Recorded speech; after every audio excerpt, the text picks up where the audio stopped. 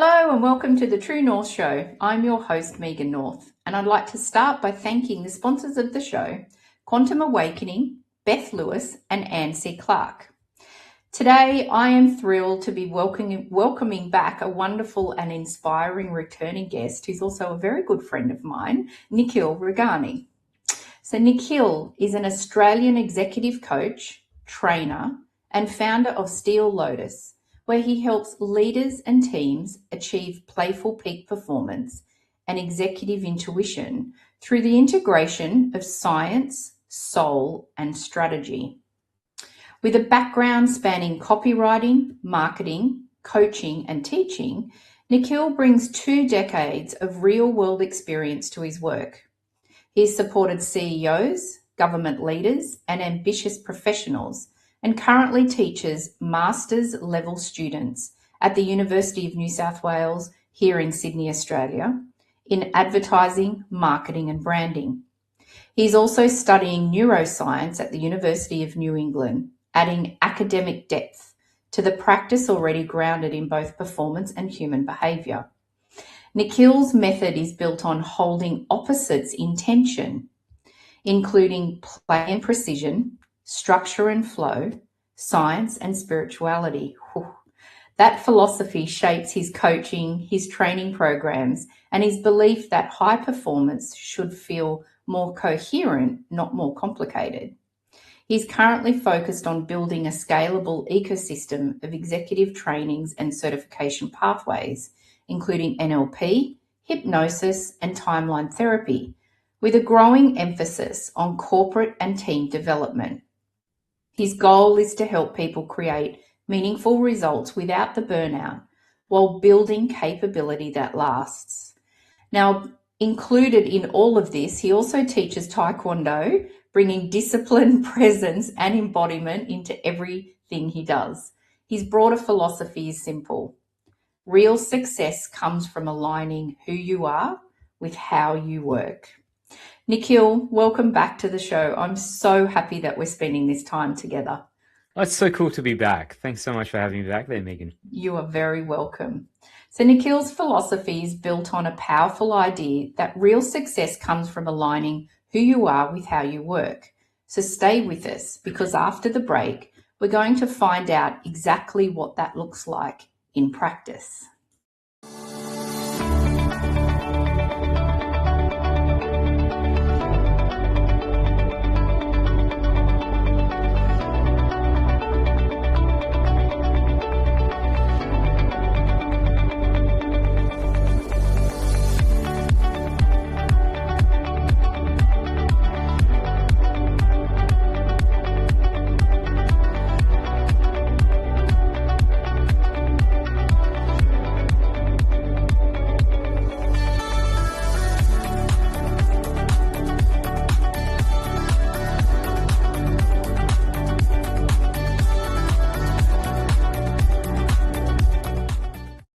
Welcome back to the True North Show. I'm here with executive coach and founder Nikhil Rughani, a man who has spent 2 decades helping leaders perform at their peak without burning out. So Nikhil, when you appeared on the show last season, you were referring to the work as peaceful peak performance, but there's been a slight shift in how you are positioning that work and now calling it playful peak performance.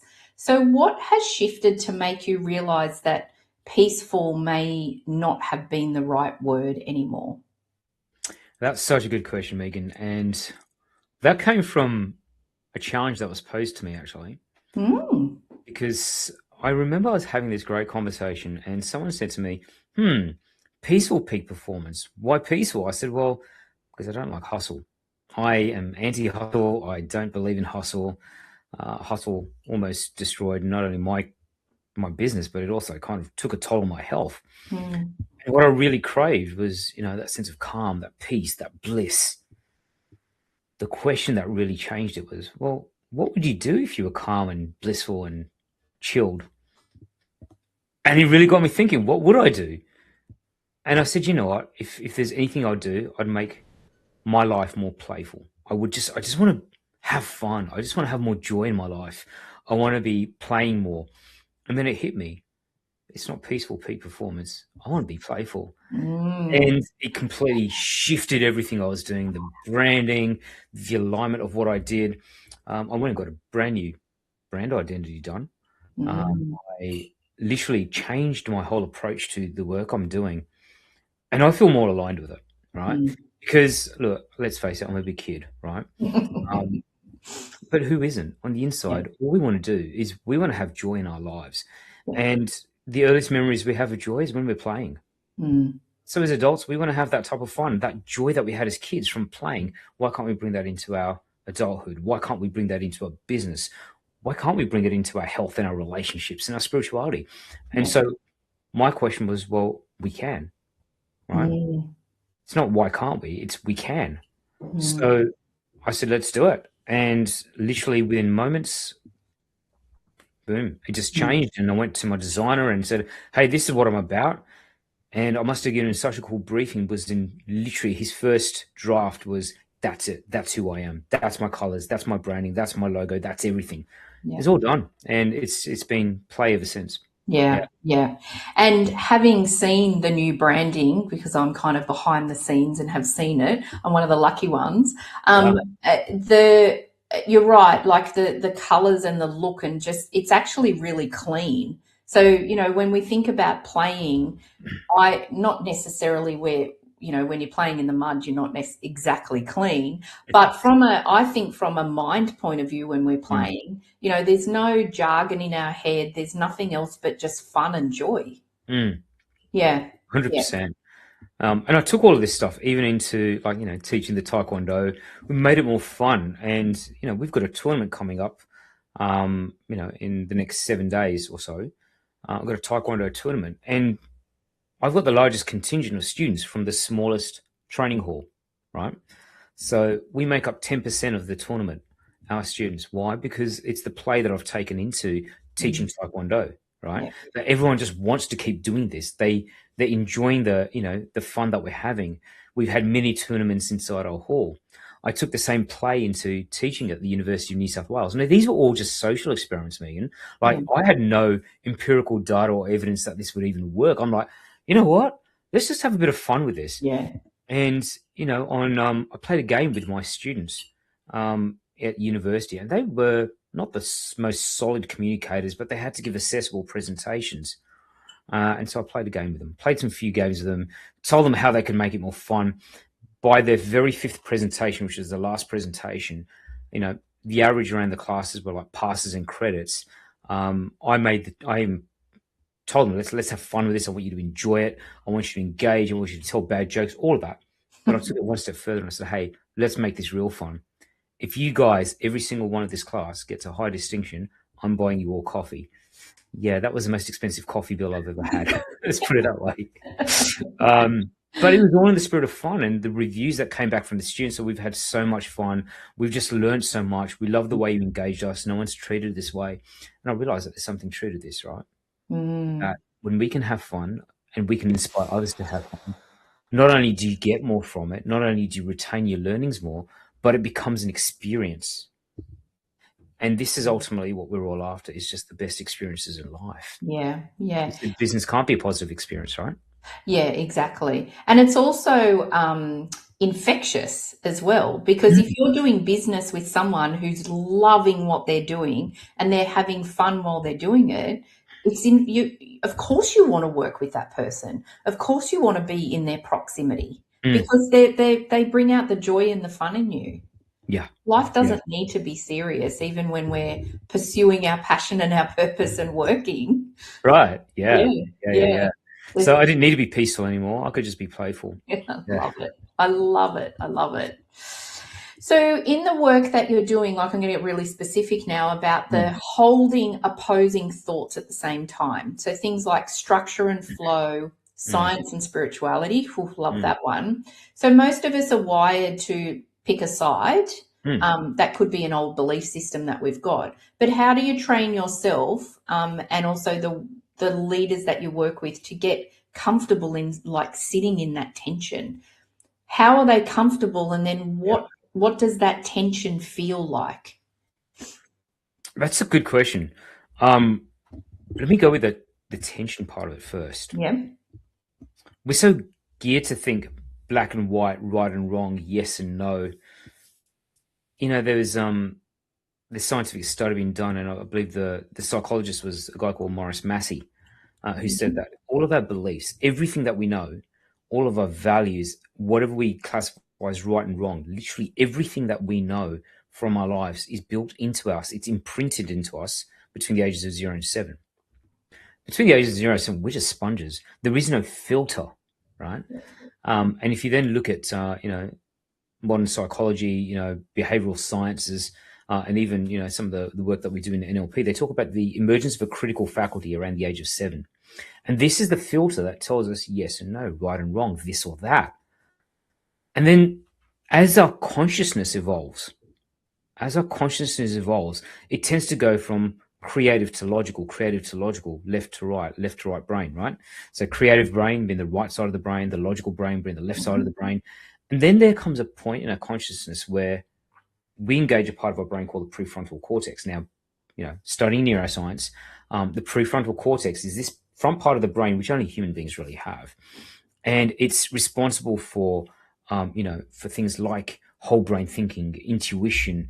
It's responsible for executive function. So it's responsible for so many different things. But when we truly engage that, we're at a point where we can hold opposing thoughts simultaneously without an opinion or a judgment against them. So when people say, should I do this or that? I'm torn between the two. The way I get them to think about this is that, how can we make it so you can have both? Why does it have to be one or the other? Why can't you have both? Yeah. And I did that this morning, actually. I was on a call with a lady in Thailand who, we were sitting down and talking about, we initially were going to talk about her flow states and getting her into the peak performance states. But it started with a bit of marketing. And she goes, I don't want to niche down. On one side, I want to deal with helping people with confidence. On the other side, I want to train people, to become coaches. I'm like, okay, so you've got clients who want confidence, you want people who want to train to be coaches. She goes, I don't want to choose. And my question to her is, who said you have to? She goes, well, that's what I got told, and all the marketers tell me that. Yep, you've got a niche. Yeah. And I was like, well, let's look at it this way. Why do you want to train confidence? Like, what does it give to you? She goes, I want to help these people connect with their greatest potential. And I said to him, okay, great. Let's modify this slightly.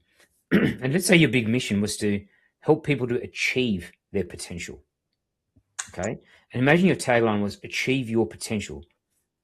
She says, yes, I love that. Now, she was in Thai. I asked her to translate it into Thai. And she says, I don't like the Thai version. I like the English version better. I said, great. Fantastic. That way, even I can understand it. Right? It is not even beginner level, right? Yeah. So we're talking about achieve your potential as her mission, her big picture, just like Playful Peak Performance is for me. I said, what if achieve your potential is your big idea, your big mission? She goes, I love that. I said, then you can achieve that by helping your clients gain greater confidence. You can achieve that by helping train the coaches who can also then train their own clients to have greater confidence. She goes, wow, I never thought of that. I said, so now let me ask you, can you have both? And she's like, absolutely. And things like that basically is it's a different level of thinking that we've got to take. Yeah. As we said, we're so conditioned into thinking this or that, yes and no, black and white, right? Right or wrong. Yeah. But what if you could have both? Yeah. And is that the either or? Does that also come from the fight or flight sort of mode as well of, I've got to make a decision because I've got to keep myself safe? Is the fight or flight piece connected into that? That's really interesting that you say that, because the fight or flight, the neurological response comes from your adrenal glands just above your kidneys, right? Yeah. And it probably comes a little bit just before then. Right. Okay. It comes just a little bit before that fight or flight, right? Yeah. If we're looking at it from a bioenergetic system, right? It probably comes a little bit before that, when our instincts start developing, right? As our instincts start developing, we realize that we can trust something or we can't. Something's right or something's wrong. And that's when it starts engaging the right side of our brain, right? Yeah. The creative side of our brain. And Yeah. that's usually, to be quite honest, that happens very earlier in our development, right? In our Mm. human development. And even societally, when you think about how we were as societies, at a very basic level, we live for feeding and fleeing and sleeping and Yeah. Yep. reproducing and all that basic, animalistic type behavior. Yeah. But Yeah. there came a point where we realized that, hey, we can do things better as a collective. Mm. Our instincts developed, and we started developing, let's call it a hive mind, a communal thinking. In high neuroscience, we call it group flow, right? Yeah. So we start being in sync with people that were our tribe. Yeah. That's where this first started coming from. Mm. Right? And then as we started developing our own independence, now we see this happening in life, the instincts served us, the tribe served us, our families served us until we became teenagers. And then everything changed because, I want to do things my way. The rebellion kicked in, Yeah. right? And all of a sudden, logic started taking a different turn. So our left brain gets engaged. Yeah. And that's where the fight or flight really comes from. Mm. Instinct then kicks into logic, right? Yeah. So it happened just pre-instinct, just pre-fight or flight level, I'd say. Is it happened at the instinctual level first? Yeah. Mm. And I would imagine too is that, and as you know, I work with the theta brainwave in the healing that I do. It's where all our belief systems sit. Yeah. So there would probably also be in the work that you do with people that clearing or identifying those bottom beliefs too, in the sense of I have to do or make the decisions that is right for my family, or that is right to please my family. I can't, I can't rebel and not think like them, because if I would imagine then that would be really complex with some of the people that you work with. Yeah. So some of the things that I teach clients, and this comes from the work of initially from Claire Graves and then Burke and Cohen, who then developed that into spiral dynamics. And then, more recently it's come into values work with, Dr. Adriana James, who's really now the forerunner of this work. Yeah. This basically comes down to our belief, not just our belief systems, but proto-beliefs, which are values, the things that are important to us, right? And this is where that stuff kicks in. And so when we can identify values, and these aren't judgments of what's good, what's bad, everyone has values, because values simply are what's important to us. Yeah. That's where it all comes from. As we grow, our values change.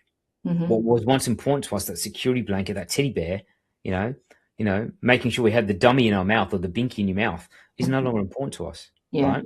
Now we have other things that are important to us. And as we grow and as we change, as we evolve and as our consciousness evolves, different things become important to us. Yeah. And where once it might have been, I need to keep my mum and dad happy, it may change into now I need to keep my husband or wife happy. Yeah. So now I need to keep myself happy. Yeah. Right. And it can change. And we're in a constant state of growth. Consciousness doesn't stop. Unlike what Maslow said, where consciousness ends with, self-actualization. Yeah. The school of thought I follow tends to say that consciousness is constantly evolving. It's an open system. Yeah. And because it's open system, you will always be growing. You'll always be changing. And what's important to you now may not be important to you 10, 20, 30, 40, 50 years down the track. There is no end to the growth of consciousness. Yeah. That constant evolution. Yeah. Becoming, always evolving, and eventually, in the spiritual world, we often talk about, eventually becoming an ascended master, right? Learned everything after thousands of lifetimes, that one day you'll get there. You'll get there. Yeah.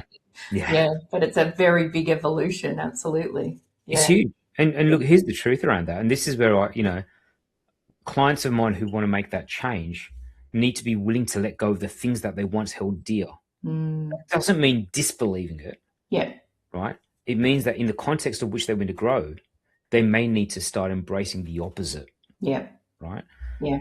Because the only reason they're stuck is because their values are being hindered from growing. What's important to their consciousness is being hindered from growing because they're still stuck on the past beliefs. Yeah. Yeah. Yeah. And one of the things that I do a lot when I'm clearing belief systems is to offer forgiveness as well, because like both of my parents have passed away, and I know that a lot of my belief systems were my parents just raising me the way that they thought was the right way to raise me, right? So but I often talk to my spiritually talk to my parents all the time, and if I am clearing something, I'll say to them, you know, I'm so grateful that you gave me this belief system, but I'm also now releasing it, and you know, it's I'm releasing it with no judgment or anything like that, because Yeah. forgiveness for myself and them is really important to me, because Yeah. it feels like it's got a different energy then of then releasing it. It's such a beautiful approach to that, Megan. I like that. I've got this belief, rather than saying, you messed up my life. Yeah. It's kind of, well, thank you. This worked for me. And now I'm letting it go because I've Yeah. got something different. Yeah. Right? Yeah. Wow. What a Yeah. great perspective. Yeah. Yeah, and that forgiveness is like really, because we know, as we know, self-forgiveness and forgiving others is the biggest gift that we can ever give anyone, Right. ourselves or anyone else. So, Yeah. you know, Yeah. yeah, yeah. Yeah, totally. And so with this this work in relation to the dual ideas and the dual beliefs, have you got an example of someone, maybe a leader that you've worked with in corporate? Because I know you've just given an example of a client that works for herself, but have you got an example of someone in corporate that you've helped them to understand that?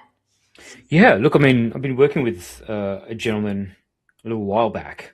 He was the vice president of sales for a very large tech company, and they were a unicorn tech company. Like, they were doing some amazing things, well ahead of their time. They've done, you know, some trailblazing work in both AI and cybersecurity, and the enmeshment of both.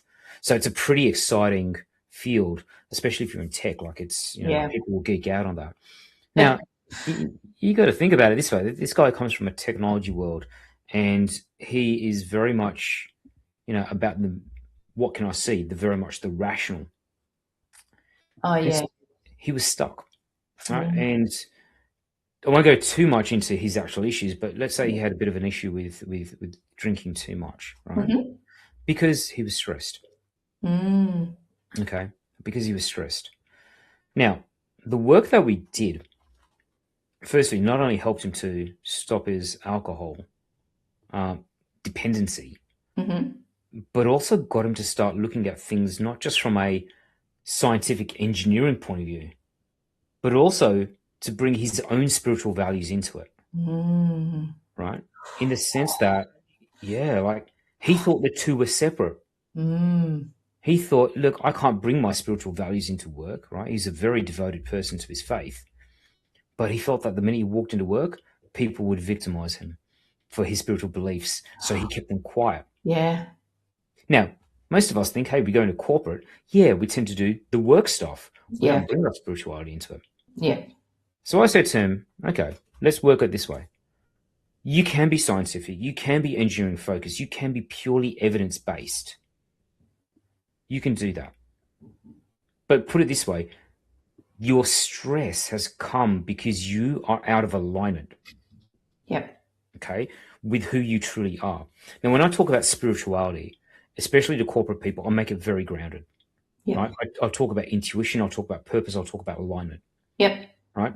I will talk to them if they have rituals, they can use them. If I prescribe rituals, they're very grounded rituals. It's like breathing. It's like, you know, visualization. I'm not going to ask them to burn incense or, you know, do rain dances or things like that. That's up to them if they want to do it. More power to them. But, you know, understand that this space is a very conservative space. Yes. And people are naturally skeptics. You want to give them something that they can connect with, which is tangible. So we got him to bring to be deeper into his spiritual practices. He didn't have to bring them work. He didn't have to shove them down his throat. He just needed to be real about them. Right? He just needed to be real about them because he wanted to bring more of his spirituality into his day-to-day life. Right. So he got involved with prayer. He got involved in meditation. He got involved with mantra recitation. So he started doing that work. And even when he was talking to his clients, he'd bring subtle things into it. Like, instead of saying, you know, God bless you, he'd bring his own faith versions of that into it. You know, it's like, oh, you know, instead of saying good luck, he would say things like, you know, God be with you. Simple things like that. So he brought his religion into that, but then he brought some of his own spiritual practice into that. So every time before he'd go into a sales conversation, right, he would sit there, he would breathe, he would visualize, and everyone just thought he was prepping. He took his company, just to give you an idea, right, in the space of about 6 months, right, took his company from a target of 10 million, which they were falling short of, right? So 10 million was the target. They were at 2 million, right? They were falling short of the Very end of the short. target. Very short, very Yeah. short, right? Within that period of time, it was between 3 and 6 months. And I'm just trying to recall the exact period of time. But put it this way, he had a very short period of time to meet that target, and they got to 9 million. Wow.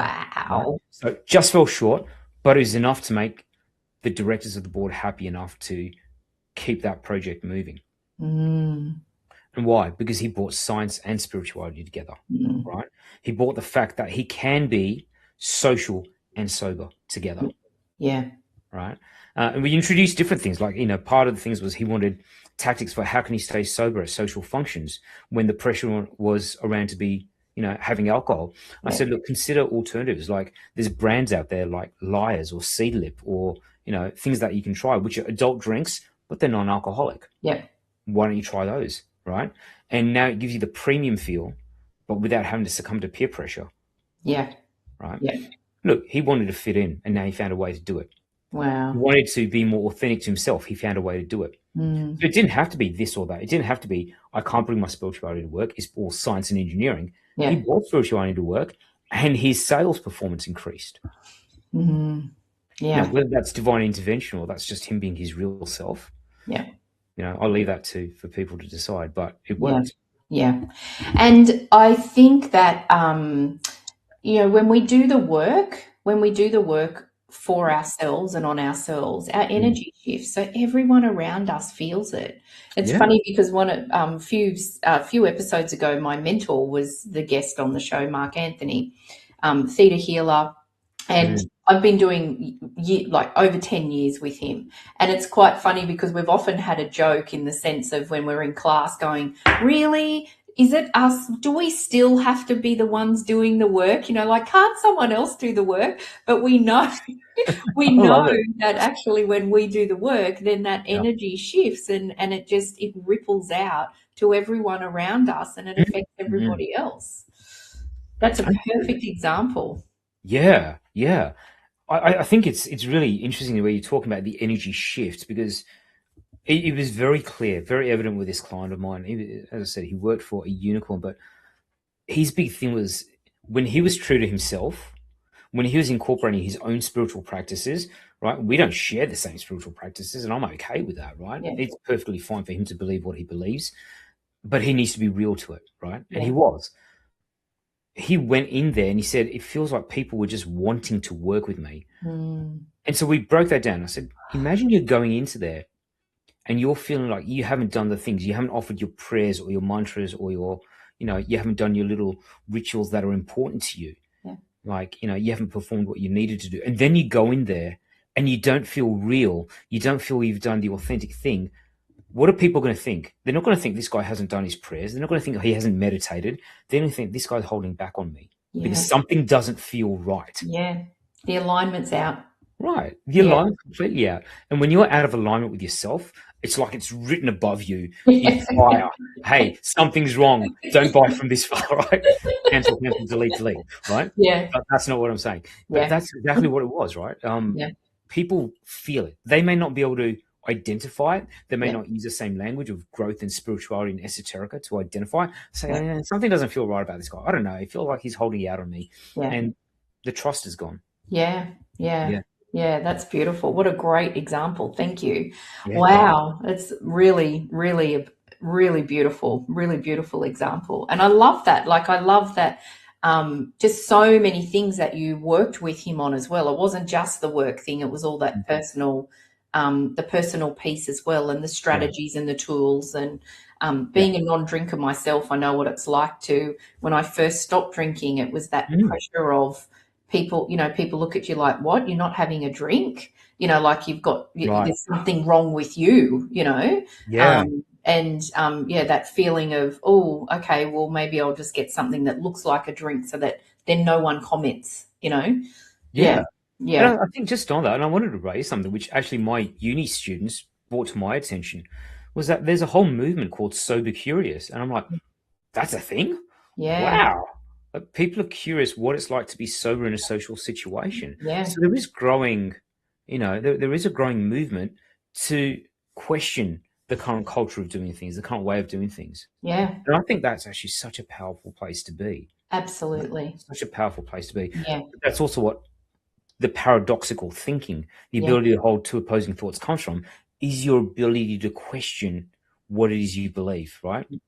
Yeah. Question your thoughts, right? We call that metacognition, question your thinking, right? Yeah. Thinking about thinking is metacognition. And your ability to do that, your willingness to go there is what firstly opens up your ability and your willingness to be able to hold diametrically opposing thoughts. Yeah. Wow. It's amazing. And that curiosity too, in the sense of like when your intuition kicks in, you meet someone and you think, oh, why, I can't quite put my finger on it, but that person doesn't feel quite right. Or, or my relationship with someone is, I've had this friendship with someone and something's changing, something's shifting, have they changed? Have I changed? But it's that trusting that intuition and then being curious about that as well. Yeah, totally. Totally. Yeah. Okay. Wow. All right. So I can't wait to ask about this one. So you're sharing some new work, the executive intuition, and with this work you're weaving in tarot. Love it. All my cards behind here. So for anyone that's raising an eyebrow right now or possibly leaning in to hear more, can you help us understand what that actually means in a boardroom or leadership context? Like what is this work around? Is it the same as what you're doing? It's got a different spin? Tell us everything. Yeah, cool. So executive intuition, if you notice it, it's almost like, again, opposing thoughts, right? This is the paradoxical thinking. Yes. And I think, there was a time when, if you look back in the past, where executive work, when you're in leadership, it was all about the numbers. And then they realized there's something that's missing, and it became emotional intelligence. It's like, oh, emotional intelligence used to be woo-woo. Yeah. Now it's like mainstream. And then we've started seeing things like creativity being introduced into leadership and performance work, where once creativity is, that's for the, the starving artist. Now it's like, now that's something that we need, right? I believe the same is going to happen with intuition, right? And I believe we're kind of at the very verge of it starting to take place and take hold in corporate leadership, and management leadership, and just decision making, even amongst high level business owners themselves. So there's a part of the brain, the prefrontal cortex, which is responsible for intuition, which I mentioned earlier. Executive intuition is about bringing the two worlds together. And as I said, it can be a very grounded form of intuition. And I explain to them in two explanations. The first one is intuition. There's a structure of intuition, right? What you do is you first think a bigger picture. In NLP, we call it chunking up. So those of you in NLP trained will get what I mean. It's called thinking to the next level, right? You chunk up, you then find things that are similar to it, that are related to it, and then bring that back down. You chunk back down and apply it to the situation, right? So going big picture, moving across to a different big picture and looking at how you can apply that to the current circumstance. And that happens like in seconds for people. Yeah. But if you were to break it down, you can practice it that way. Yeah. Right. So the structure of intuition from a neuro-linguistic programming point of view is very well detailed and laid out. There is a step-by-step process to actually develop intuition. From a neuroscience perspective, right, they talk about neural pattern recognition, right? So neural pattern recognition combined with a concept called interoception. Now, interoception basically means you get an internal feeling. Right. Okay. Yeah. Feeling. And that's actually part of your nervous system working. So when the neural pattern recognition happens, which basically means you are recognizing patterns at a neurological level, at a brain level, at a nervous system level. When you start recognizing it, it creates a feeling inside of you, which we know that's intuition. Yeah, right? So you nudge. So that's that. Don't go down that road, or go make that call, or whatever it may be, right? So neuroscience has actually validated intuition as being very legitimate, very important, and very necessary for people to perform in a peak state. So peak performance requires intuition. Yep. Okay. When you go into flow states, your intuition increases. And don't quote me on this one, but I believe the number was in the hundreds of percentages increases in intuition, right? It could be 400%, or I might be thinking of something that might be creativity. Yeah. But it increases, your intuitive faculties increase. So which means you're making greater neural pattern connections, right? You're having a higher interoception or internal kinesthetic feeling, right? And so from a scientific point of view, that's how I first explain it to them. Yeah. Okay. What I tell them is that, again, you can then start using focus tools to help your intuition. Yeah. And your focus tools could be numbers. Your focus tools could be, it could be just diagrams. Your focus tools could be a deck of cards. And that's where I introduce the tarot. Yeah. Because then the tarot itself, and especially the deck that I teach with, which is the Rider-Waite, is filled with symbolism and color. And what it does, it breaks down the patterns that you see. Yeah. That then stirs the unconscious mind. It gives you an interoception, an internal feeling, and that then gives you the next way forward. When I did this type of work with people, non-believers in the tarot who were skeptical have reported some amazing results. And just to give you an idea, one lady who is an allied health practitioner would never have used intuition, has got no spiritual beliefs whatsoever, right? We did some work with the tarot. Okay. Again, from a very grounded perspective, this is not fortune telling. And I've got to be really clear about this. Yeah. I'm not doing predictive work. Yeah. I'm not doing predictive work. Yeah. What I'm doing is I'm bringing up things, right? And I'm giving my interpretation of it, of what I see in the cards. I'm giving her the advice, and it's triggering within her a new way of looking at things. Yeah. Right? A new pattern to look at. So I look at the pattern, I look at tarot from a point of view is that what it does, the tarot creates new patterns, or it takes old patterns and applies them in new circumstances. To give you an idea, we pulled out 3 cards. We then put 3 qualifiers on each of those 3 cards, which basically means 3 cards, then 3 cards to explain those 3 cards. That was about 11 minutes or so. Yeah. Right? We basically did it because the question that she asked was, am I on the right path to get my business to 7 figures this year? The answer came, make it simpler, make the decision to do it now. And she calculated that if she did it right now, she would reach that 7-figure amount in 5 months, not 12. And so she went ahead and did that. Wow. Right? Yeah. Again, there's no fortune telling there. This is me giving an interpretation which triggered an unconscious response. Yeah. Right? She chunked up, got the patterns, applied it to where she was at, and applied the strategy. And that's basically what it was. Yeah. So I teach that process of how to actually interpret that. I teach that process of how to actually use that. So what we're doing is we're developing intuition using a focus tool, which is the tarot. Yeah. And why the tarot? Because it's to be easy. You can carry it around with you at any time you want. Before a meeting, you pull out cards, you can see what it means, and then you get that feeling, that gut feeling, that interoception. Yeah. It's a very easy tool to learn.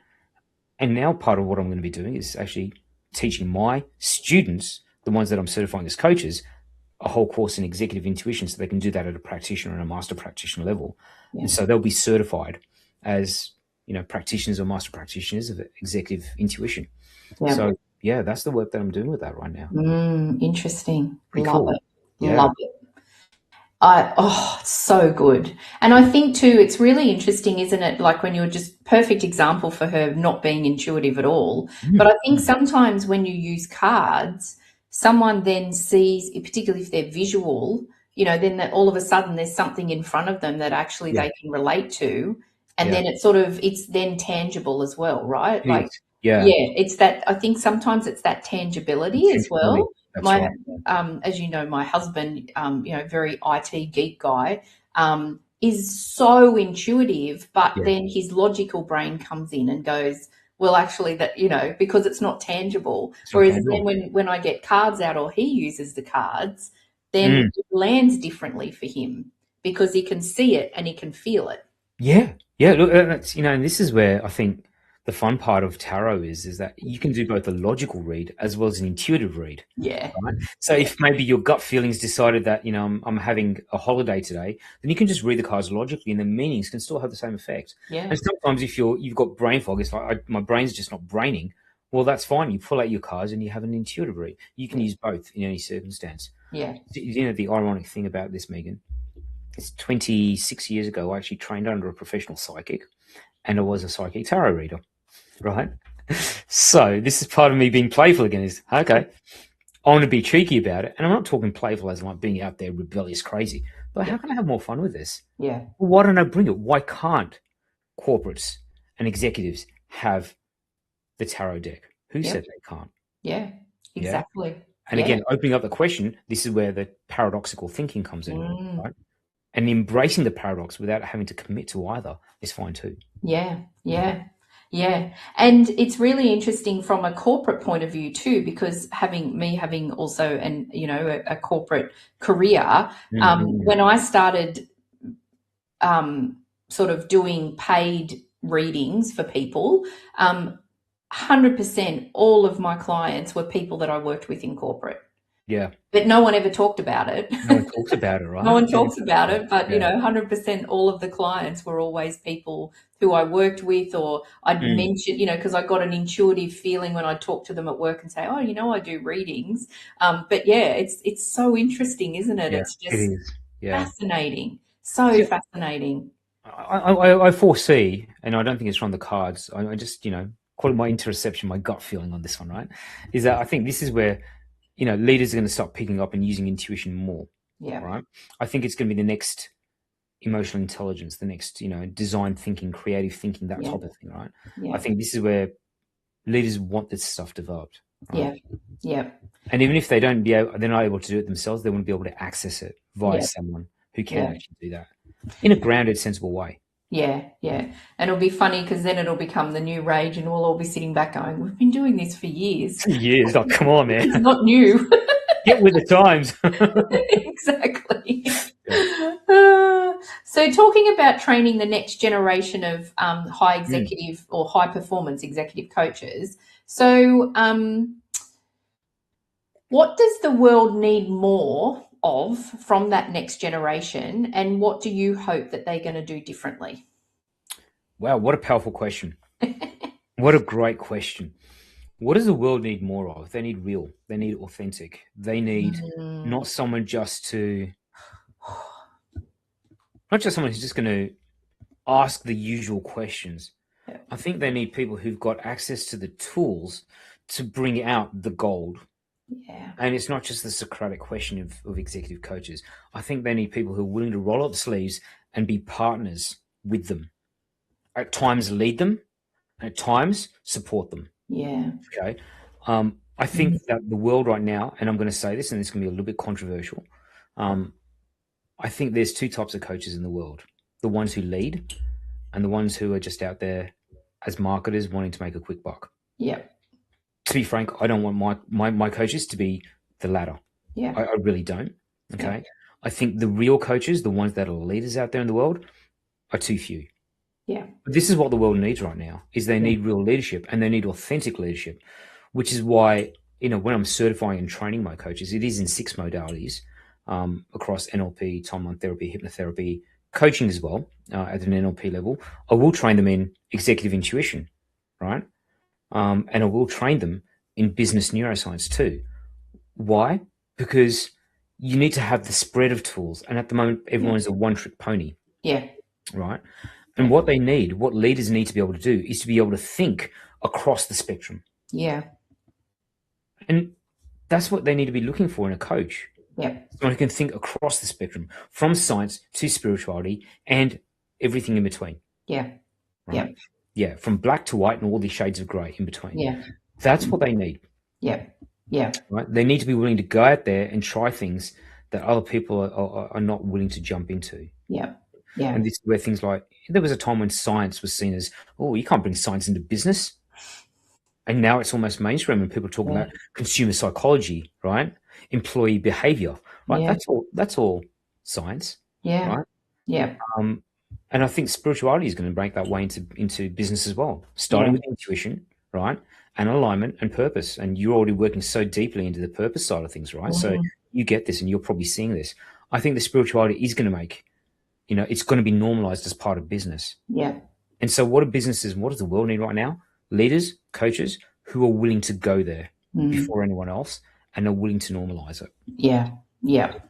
I love that. Yeah. And I mean, that's all the clients that I work with, they love the fact that sometimes they'll step in and I'll be like, oh, you need a card. Let me get a card for you first. Or hang on a minute, we need to have some strategy today. I'm going to put my old HR hat on and give you some advice, like that sort of thing. But they love that because it's like that real, there's lots of different facets of what they need at that time. It's not always this box. No. It's from session to session. You need different things to help you transform and uncover and 100%. That's exactly what it is. And I think this is where that dichotomous thinking, it's not this or that, it has to be this and that. That's where it comes in. Love that. I call it the hidden advantage, right? It's where using spirituality, using science, that's the hidden advantage that people in business especially and life are looking to tap into. What I personally feel is if you can help those people at the top, there's a trickle-down effect. Absolutely. So one of my usual questions is, has your path to pursuing your passion and purpose evolved over time? Obviously it has. But how do you know when you need to pivot or make a change? Like what happens? Obviously your intuition kicks in, but what else happens for you? Like, is it a feeling? Is it I don't know, is it a thought? Is it all of it? What physically happens to you when you know you've got to pivot? Wow, what a great question. And this is actually something I've been thinking about myself a little while, is when the pivot takes place, what's actually going on? And I noticed there's a couple of things I noticed that are actually happening. There's a hesitation, right, to do the things that I need to do to make this current pathway work. It's almost as if I know I've got to do it, but something is stopping me from doing it. Right? Something within me makes me feel that I just can't even do it. Right? That's the first thing that I notice, is that there is an inability for me to take action on that path any longer. And I've started realizing that as soon as that happens, before it used to be months, then it was weeks, then days, and now it's literally within hours I realize, okay, this is not the right path. This is not the right path. My gut's telling me something's off. All right. Is it like a misalignment then, right? Like you're interpreting it that then is like, oh, I'm misaligned on something that used to be in alignment. Yeah. I'd explain it as it's this visceral. It's like trying to walk to the very edge of the cliff and look over. Do you know how that hesitation just in case I fall and you're like, right, I've got to be careful? It's that type of feeling. It's that visceral. It's like, I know I've got to do it and I've got my hands on the keyboard and I can't do it. Can't do it. That visceral, yeah. Wow. Like going to the edge of the cliff and scared that you're going to fall over. It's that same feeling. I can't do it. I just can't do it. Right. Yep. Now, if for some reason I end up doing it anyway, I don't have the energy to pursue it. So my unconscious mind, my spiritual self, my nervous system is basically saying no. Yeah. Right. Yeah. And I've learned to pay attention to that. That's the first thing. The second thing that happens is I need to take a bit of space. I need to step back, right? And take a big picture view of the situation. Am I in alignment with where I want to go? How do I know I'm in alignment with where I want to go? Well, I ask myself, well, what do I want? All right. And there's some beautiful Ayurvedic techniques. They call them marma points, where you press certain points on your fingers, right? Right hand, press it 6 times and ask yourself what you want. What do I want? And ask it 6 times. And then just close your eyes, right? And what happens, it triggers part of you, and I can't remember which nerve it was now. I think it was the vagus nerve. I could be wrong on that. What it does, it triggers one of your nerves, which then stimulates the unconscious mind to give you a pattern of what it is you actually want. Really? Yeah, really. Wow. Really. Yeah, absolutely, really. So you do this exercise, right? You breathe in, and over your right eye, you put a white frame. Why? Just to give yourself a visual anchor, right? There's nothing mystical about it. I'm not about mystifying. I'm about demystifying, right? Yeah. So you put that there. So you've got your focus on this side of your head. Okay. Then what you do is you press this finger 6 times, and it's an ancient Ayurvedic technique. It's called a marma point. And there's 109 of these points for various occasions. And you ask yourself, what do I want? So I go and do that. And I just kind of, as I do that, what tends to happen is I get a feeling and I get a visual in my mind. Mm-hmm. And sometimes it's the most puzzling thing. Like, for example, when I did this last, I could see myself wearing a white linen shirt, blue shorts, and walking along a beach. And I'm asking myself, what is that meant to be? Should I go for a walk on the beach? But what I realized was the feeling I got, right? That kinesthetic feeling, that gut feeling was what I wanted, was something that was giving me a sense of calm. Right. Because right now, everything around me was not giving me that feeling. Right. And when that stillness comes into play, I know I've got to align with that stillness. So what is it that's going to give me the stillness? And that's when I start brainstorming. What do? Pick up my pen and paper and I journal. Right. And usually by page 3 of my journal, the answer is pretty clear. Yeah. Because then there's a sense of, I don't know what to do, to, okay, I think I'm getting a grip on it, to, yes, this is it. Yeah. So you see over those 3 pages, my writing changes, my energy changes. And it's like I'm self-coaching. Yep. Yeah. It's like self-coaching. So that's what I do. Wow. And I've just literally broken it down, and everyone I've given this process to has told me the same thing. That it really works for them. Wow. That's sometimes amazing. with a bit of practice, but it's a powerful practice. Yeah. Right? Thank you. Thanks for sharing that. Sure. Wow. If anyone does that, please leave comments and let us know how it goes. And sometimes, look, just on that, you may not get the answer straight away, but you'll get direction. Yeah. Right? And sometimes what ends up happening is, like, your intuition kicks in and you think, what about if I tried this? And so sit with that, give it a go. And again, if you feel like you're walking off the edge of the cliff, it's not the right direction. Yeah. Now, that's for me. You might have your own way of doing it, but this is what I know. Yeah. Right? Yeah. But that journaling thing, that's gold. Wow, that's amazing. Yeah, amazing. So we've actually only got a couple of minutes left. I feel like I've only asked you one thing. As usual, our conversations are always like this. I love it. So because you're a returning guest, I'm going to tweak my last question. And so what is one lesson or truth that you've learned over the last few months that you're really grateful for? Oh, I love that. And the first thing that comes to mind, my interoception. First thing that comes to mind is give yourself permission. Right? For too long, I've been probably hiding the mystical side, the esoteric side. Too long, it's really funny, I've been hiding the science side, the neuroscience, the NLP, all of that. Right. Yeah. Because in my mind, I needed permission to make that work in my marketing agency. Yeah. But I'm not running a marketing agency anymore. Yeah. Right. And so it's like, well, I asked myself the question, if I could wave a magic wand and look, I'm a copywriter, by trade.